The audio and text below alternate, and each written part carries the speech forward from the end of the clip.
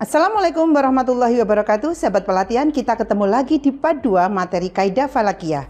Kita mulai dengan materi pertama. Semangat, selamat, kita mulai.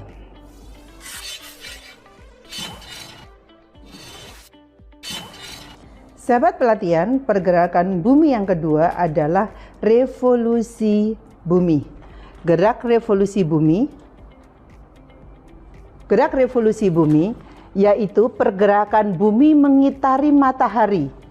Jadi kalau kita merasa bahwa matahari yang mengitari bumi itu sebenarnya gerak semu, yang sebenarnya adalah bagaimana bumi itu mengitari matahari. Sehingga revolusi bumi ini menyebabkan pergerakan semu matahari yang terjadi dalam setiap periode 1 tahunan, 365,25 hari. Makanya gerak dari revolusi bumi ini berakibat kepada kalender kita. Makanya setiap kalender berdasarkan peredaran matahari itu ada 1 hari, ada 4 siklus. Kita kenal dengan 4 siklus. Siklus tahun pertama, kita kenal dengan tahun Basitoh, yaitu 365 hari. Kemudian tahun kedua, tahun ketiga, dan tahun keempat kita kenal dengan tahun Kabisat, di mana hari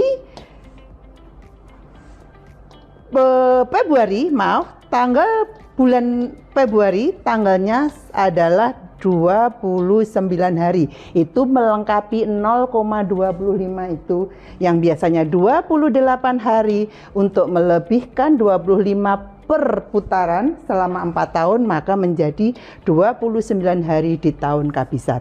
Nah, ketika sahabat pelatihan melihat gambar ini, sahabat pelatihan bisa melihat bumi selain berputar sendiri secara rotasi, dia juga akan berevolusi mengelilingi matahari dalam gerakan 1 tahunnya. Di dalam pergerakan ternyata tidak sama, tidak sebanding dengan bidang ekliptika. Bidang ekliptika itu adalah ketika kita punya bayangan matahari lewatnya khatulistiwa yang kemudian diproyeksikan menjadi ekuator. Ternyata miring, tidak sama, sehingga ada jarak sebesar 23,5. Jadi sudut ini, sudut ekliptika dengan bidang edar matahari itu sebanyak 23,5 derajat. Hal ini menyebabkan apa? Kita akan melihat bahwa matahari kadang ada di utara, kadang ada di selatan. Matahari kadang siangnya panjang, kadang siangnya pendek. Ini disebabkan oleh perbedaan antara bidang ekliptika dengan bidang edar matahari. Sahabat pelatihan, 2 gerakan perubahan pada bumi, kita akan lanjut kepada gerakan yang kedua. Ini adalah contoh pergerakan harian matahari. Kita tadi mengatakan adalah pergerakan bumi, sesungguhnya ini adalah pergerakan dari bumi. Tetapi kita lihatnya dari pergerakan matahari. Ketika ada di ekuator, pas ada di ekuator atau di khatulistiwa, ini terjadi di bulan Maret dan bulan September, posisinya pas, ekuator langit. Ketika sampai di bulan Juni, dari April, Mei, Juni, matahari akan berputar ke arah utara. Di bulan April, Mei, Juni sampai 22 Juni, matahari kembali lagi ke selatan. Dari selatan akan kembali ke selatan terus sampai 22 Desember. Kemudian dia akan kembali lagi ke ekuator. Seperti ini setiap tahun matahari akan berputar dari utara ke selatan, selatan ke utara. Hal inilah yang kemudian akan menimbulkan yang namanya deklinasi. Kita lanjut. Sekarang peredaran bulan. Sahabat pelatihan, tadi sudah kita peredaran bumi, peredaran matahari, dan yang terakhir adalah peredaran bulan. Sahabat pelatihan, ada 2 peredaran bulan. Yang pertama adalah peredaran bulan sideris dan peredaran bulan sinodis. Kita akan lihat, sahabat pelatihan, peredaran bulan kita bisa perhatikan ada peredaran bulan sideris dan sinodis. Peredaran bulan sideris itu adalah ketika bulan mengelilingi matahari. Jadi bumi ini ketika dia berputar pada porosnya itu mengelilingi matahari. Selain mengelilingi matahari, ternyata bumi juga diitari oleh bulan. Jadi sebenarnya kita itu saling berkaitan. Bumi berputar, kemudian memutari matahari, bumi diputari oleh bulan. Selama 360 derajat itu posisi bulan selesai putaran pertama mengelilingi bumi selama 360 derajat itu selama 27/3 hari. Tetapi Bapak Ibu pelatihan, sobat pelatihan, bisa dilihat bahwa ternyata ketika 360 hari posisi bulan itu belum kembali seperti posisi awal. Posisi awal bisa dilihat bumi, bulan, matahari berada dalam satu garis astronomis yang sama. Ini menunjukkan ini awal bulan atau bulan dalam posisi cahaya terkecil, sehingga dia kita namakan dengan ijtima atau konjungsi. Tetapi setelah berjalan 360 derajat, posisi bulan tidak mengarah ke matahari. Jadi bulan masih ke arah bintang yang lain. Setelah itu kita akan lihat ke satu bulan sinodis 27/3 hari berjalan terus posisi di sini, tambah lagi perjalanan karena kita tadi sampaikan bahwa bumi ternyata berjalan, diikuti ternyata dia juga berjalan, sehingga ketika sampai ke 29,5 hari barulah terjadi garis yang sama antara bumi, bulan dan matahari. Inilah yang kemudian ijtima terjadi lagi, sehingga perputaran bulan itu tidak melulu 360 mengelilingi bumi, tetapi ketika dia kembali kepada posisi di mana matahari, bulan dan bumi berada dalam garis astronomis yang sama, memerlukan waktu 29,5 hari. Inilah peredaran dari bulan. Sahabat pelatihan, posisi ijtima ini menjadi sangat penting dalam ilmu falak. Kenapa? Karena kita akan berbicara tentang bagaimana sebenarnya yang disebut dengan bulan baru atau ijtima. Nah, posisi yang namanya ijtima itu adalah posisi-posisi seperti ini.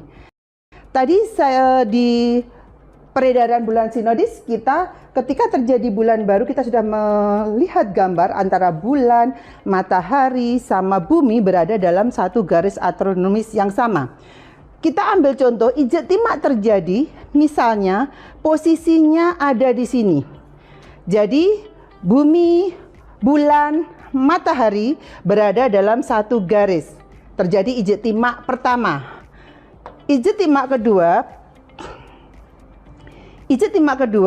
terjadi ketika bumi, matahari, bulan. Bumi melihat bulan tertutup matahari. Itu ijtima kedua juga terjadi. Yang pertama adalah ketika bumi, bulan, arah bulan yang kena cahaya menghadap ke matahari, itu ijtima 1. Ijtima kedua, bumi, matahari, dan bulan, itu ijtima ketiga.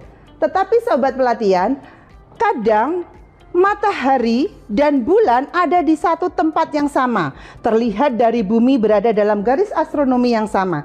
Nah, ketika inilah terjadi yang namanya gerhana. Jadi ijtima bisa terjadi bersamaan dengan gerhana, bisa juga terjadi dalam garis astronomis yang tidak dibarengi dengan gerhana. Nah, inilah yang dinamakan bulan baru, ijtima, konjungsi atau new moon.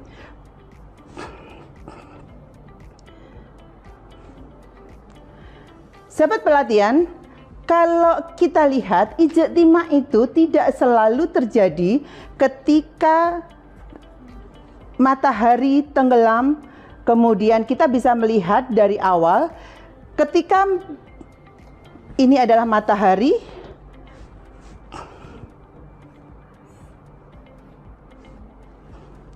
oke, ini matahari, ini hilal atau bulan yang kelihatan baru kecil. Ini tidak mungkin terjadi ijtima. Kenapa? Buminya masih di sini, dia tidak berada di dalam satu garis astronomis yang sama. Sahabat pelatihan, bisa dilihat bahwa ijtima ijetima itu bisa terjadi dalam posisi apa saja. Tetapi ketika sahabat pelatihan melihat gambar ini, apakah ini sudah terjadi ijetima? Matahari, hilal, ini belum terjadi ijetima karena bumi masih posisi di sini, maka ini belum masuk dalam satu garis astronomis. Bisa dilihat di sini ada ekliptika, dibawa ke sini, maka bujur yang sama berarti nanti satu garis astronomisnya ada di 90 derajat ini. Nah, bisa dilihat dari sini ketika turun ternyata percepatan matahari, gerak harian matahari lebih cepat daripada pergerakan bulan. Sehingga ketika matahari tenggelam, walaupun belum terjadi ijetima, ternyata bulan berada di positif atau di atas matahari.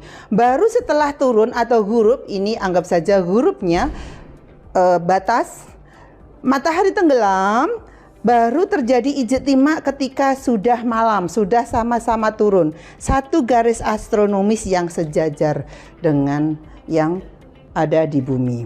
Baru terjadi ijetima. Jadi ijetima tidak selalu berharga negatif atau positif ketika matahari tenggelam. Yang kedua, nah, ini adalah kondisi ijetima yang kedua, sahabat pelatihan. Ketika terjadi, ini ternyata mataharinya, ini matahari masih seperti tadi. Ini adalah matahari, ini adalah hilalnya. Matahari turun berlahan dan sebelum huruf mereka sudah terjadi ijetima. Seret, sudah terjadi dari ekliptika 90 derajat, maka ini sudah terjadi ijetima antara bumi, bulan, dan matahari. Nah, ketika tenggelam, ternyata peredarannya bulan lebih cepat turun, sehingga posisi inilah yang dinamakan bahwa posisi hilal negatif ketika terjadi huruf. Bisa dipahami, sahabat pelatihan, tentang materi kaidah falakiyah kita pada pelatihan kali ini.